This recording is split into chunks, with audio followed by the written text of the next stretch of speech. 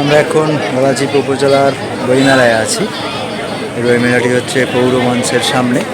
আমরা আপনাদের দেখাবো এই বইমেলায় কী কী ধরনের বই পাওয়া যায় এবং কোন কোন লেখকের বই পাওয়া যায় এবং কী স্টল দেওয়া আছে সেটা আপনাদের আমি এখন দেখাবো। চলেন আপনার ভিতরে যাই। বইমেলার ইতিহাস স্বাধীন বাংলাদেশের মতোই প্রাচীন।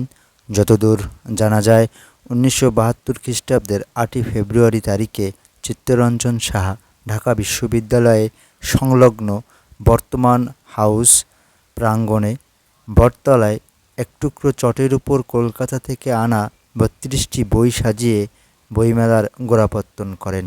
সেই থেকে শুরু, আজও চলমান আছে এই বইমেলা। শহর থেকে জেলা আর উপজেলার এর পথচলা চলমান। 1984 সাল থেকেই অমর একুশে গ্রন্থমালার সূচনা হয়। সেই 32টি বইয়ের ক্ষুদ্র মেলা কালক্রমেই বাঙালির সবচেয়ে স্বনামধন্য বইমেলায় পরিণত হয়েছে। ফেব্রুয়ারি মাসের প্রথম দিন থেকে 21শে ফেব্রুয়ারি পর্যন্ত গ্রন্থমেলা নিয়মিতভাবে অনুষ্ঠিত হতো। তবে ক্রেতা, দর্শক ও বিক্রেতাদের আবেদনের প্রেক্ষিতে ফেব্রুয়ারির শেষ দিন অবধি এই মেলা বাংলা একাডেমি প্রাঙ্গণে অনুষ্ঠিত হয়। এই মেলায় একটি বিশেষত্ব আছে গলাচিপার, যে একটি পিঠার দোকান এবং একটি কেকের দোকান এখানে আমরা দেখতে পেয়েছি।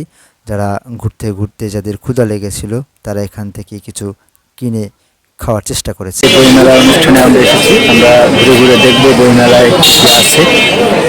গলাচিপ উপজেলার বইমেলায় আমরা এসে হরেক রকমের বইয়ের মেলা আমরা দেখতে পেয়েছি। ছোট থেকে বড়দের বইয়ের কিছু অংশ আমরা দেখতে পেয়েছি, ইসলামিক মাইন্ডেরও কিছু বই আছে।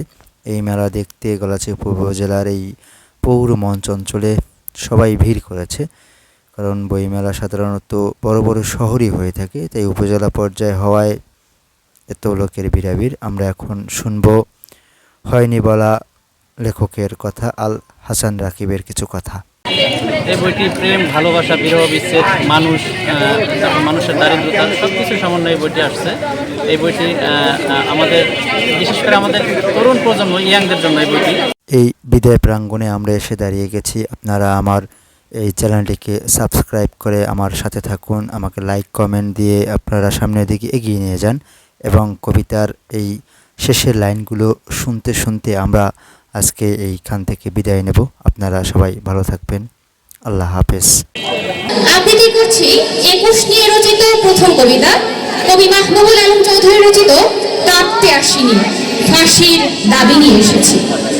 এখানে যারা প্রাণ দিয়েছে রমনার ঊর্ধ্বমুখী কৃষ্ণচূড়ার তলায়, যেখানে আগুনের ফুলকির মতো এখানে ওখানে ঝুলছে অসংখ্য রক্তের ছাপ, সেখানে আমি কাঁদতে আসিনি। আজ আমি শোকে বিহ্বল নই, আজ আমি ক্রোধে উন্মত্ত নই, আজ আমি প্রতিজ্ঞায় অবিচল।